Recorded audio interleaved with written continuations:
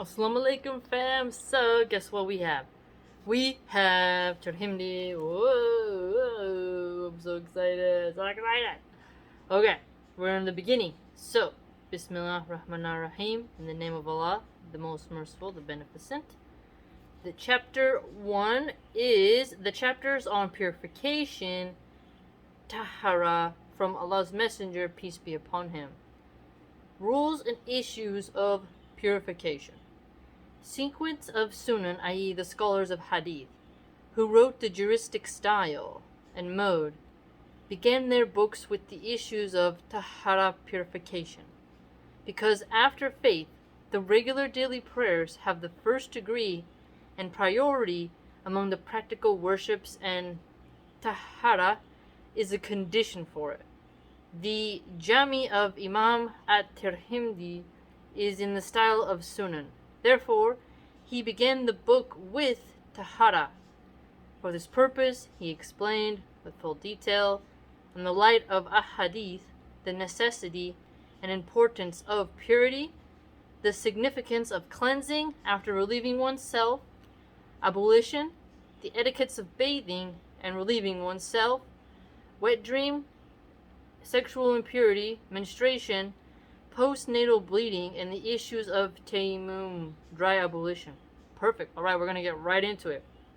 I'm super excited. Chapter 1. What has been related that salah is not accepted without purification? 1. Ibn Umar narrated that the Prophet, peace be upon him, said, Salah will not be accepted without purification, nor charity from gulul. Sahih. Hanad said in his narration, except with purification. Okay, so there's an annotation here, a footnote actually. That is, salah will not be accepted except with purification. And Hanad is one of the narrators. Okay, perfect. So this whole chapter is going to be on purification, yes. Abu Isa said, this hadith is the most correct thing on this topic, and the best. There is also narrations on this topic from Abu al-Malih, from his father, and Abu Huraira and Anas. And Abu al-Malih bin Usma's name is Amir, and they also say it was Zayd bin Usama bin Umar al-Hudali. Perfect, okay. Alright. I mean, Bukhari laid that out for us too, so we are getting more of what we know, right? Chapter 2. What has been related about the virtue of purification? Abu Huraira narrated that Allah's Messenger, peace be upon him, said, when a Muslim or believer performs wudu, washing his face, every evil that he looked at with his eyes leaves with the water, or with the last drop of water, or an expression similar to that. And when he washes his hands, every evil he did with his hands leaves with the water, or with the last drop of water, until he becomes free of sin. Sahih. Oh, wow. I really like that about the eyes, because it really makes you think, you know? Your hands, your eyes, the types of evils people do with their eyes, like that cutthroat gaze. Something to be said there. Think about how good it is, right, to do all your prayers and make sure your ablution is intact, right? Very important. Abu Isa said, this hadith is Hasan Sahih. It is a hadith of Malik from Shuhail from his father, from Abu Huraira and Abu Saleh, one of the narrators. The father of Suhail is Abu Saleh as-Samman, and his name is Dakhwan. As for Abu Huraira, there's a dispute over his name. They say it was Abdu Shams, and they say it was Abdullah bin Amr.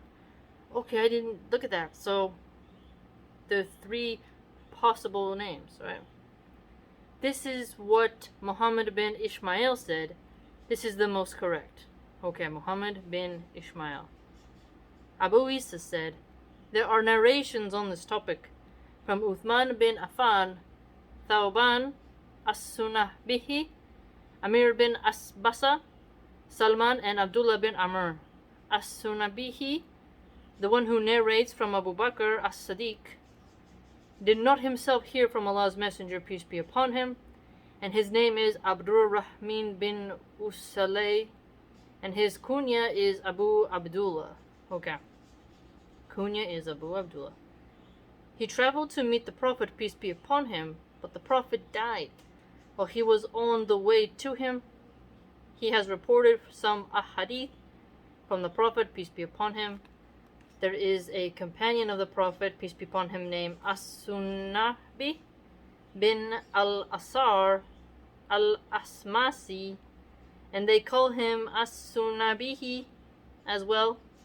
But his only hadith is that he said, I heard the Prophet, peace be upon him, saying, indeed, I will boast before the other nations because of you, so do not fight each other after me. Oh, wow, one hadith, huh? Just one hadith remains. That's interesting. Wow, okay. Comments. Literal meaning, kataya, mistake, error, or forgetfulness, i.e. minor sins. The benefits and issues. This hadith proves that all sins from the body of a Muslim are washed off with water of ablution, and she becomes clean totally. Okay, very valuable then, to make sure that we're doing our best, because look at the benefits, right? Chapter 3. What has been related that the key to salah is purification. Perfect. Ali narrated that the Prophet, peace be upon him, said, the key to salah is the purification. Its tahrim is the takbir, and its tahlil is the taslim. Hassan, look at that. Abu Isa said, this hadith is the most correct thing related about this topic, and the best as for Abdullah bin Muhammad bin Aqil, one of the narrators. He is truthful. Some of the people of knowledge have criticized him due to his memory. Abu Isa said, I heard Muhammad bin Ismail saying, Ahmad bin Hanbal Ishaq bin Ibrahim and Al-Humaydi cite the narrations of Abdullah bin Muhammad bin Aqil as proof.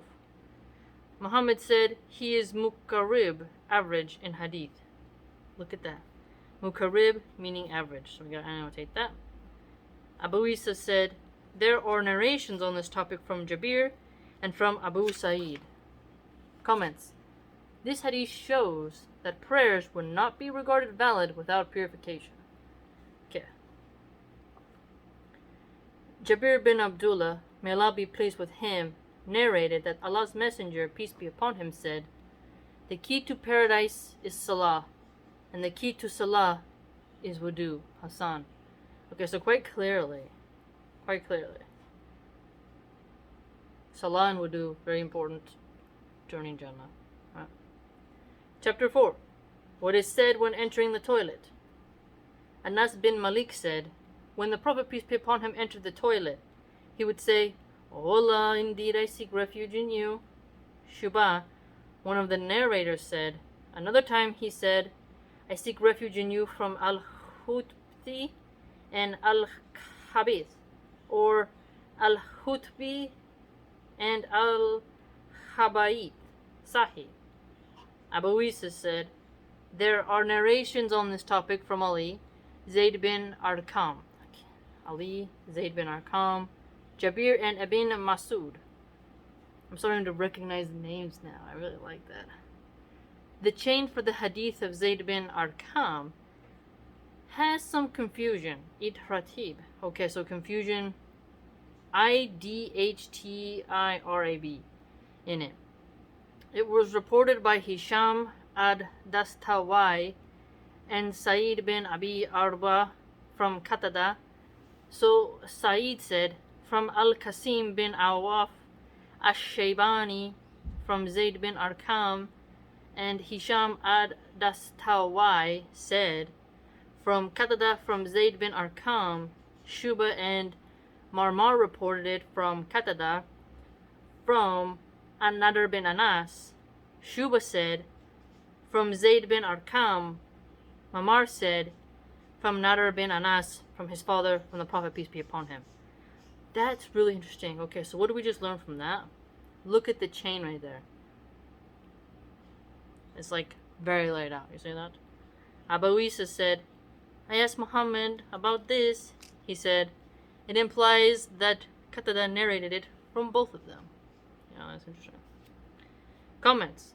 places of filth and impurity are the main dwelling of the devils, and the places for relieving oneself is their favorite one.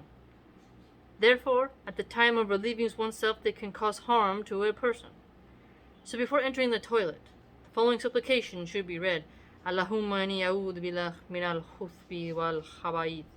O Allah, I seek refuge in you from the male and female jinns and all evil. I memorize that now. Step in with the left, out with the right. And I memorize it, I say it every time.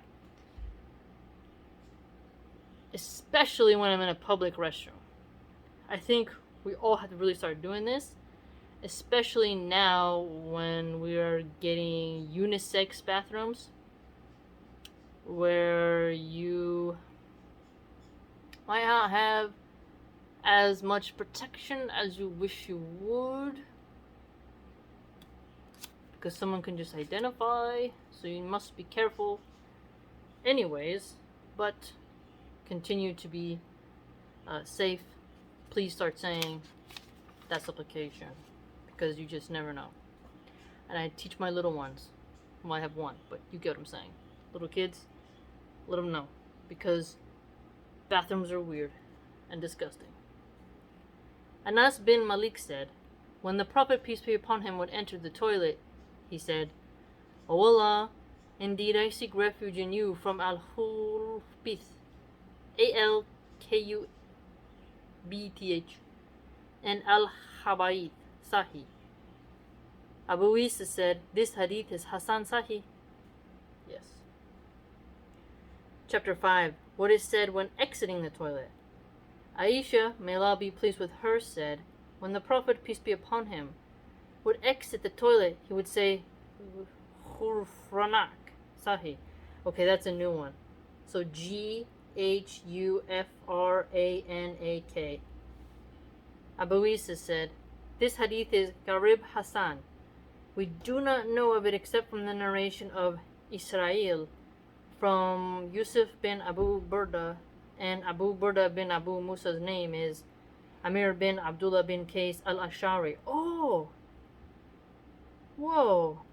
So Abu Musa and Abdullah bin Qais al-Ashari are the same person? That's pretty interesting, because I recognize both those names. And we do not know any of narrations on this topic except for the hadith of Aisha. May Allah be pleased with her from the Prophet. Okay. So, learn a little bit about the narrations. Comments. 1. By relieving oneself, a person passes defecations from the body. The removal of defecation and urine is necessary for the health and life of human beings. If excrement or urine is not passed, the person becomes sick, and a person is disturbed and distressed until they are passed. Irritable bowel syndrome was something that I suffered with a lot as a child because of highly processed foods. I can attest to the extreme constipation is horrible. Make sure your kids are getting lots of potassium. Molasses, blackstrap, raw, organic, unfiltered molasses, a tablespoon. It's super sweet, but it's a stool softener that can really help you.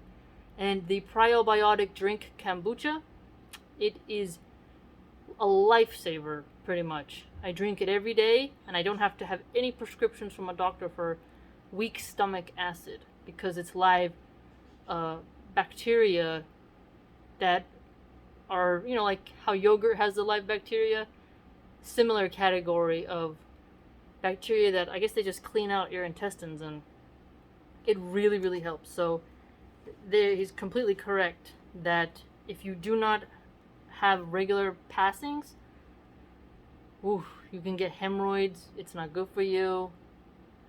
If you sit a lot, you really need to be careful, okay? Therefore, the passing of excrements is a great favor and kindness of Allah. That's a beautiful way to look at it. Look at that.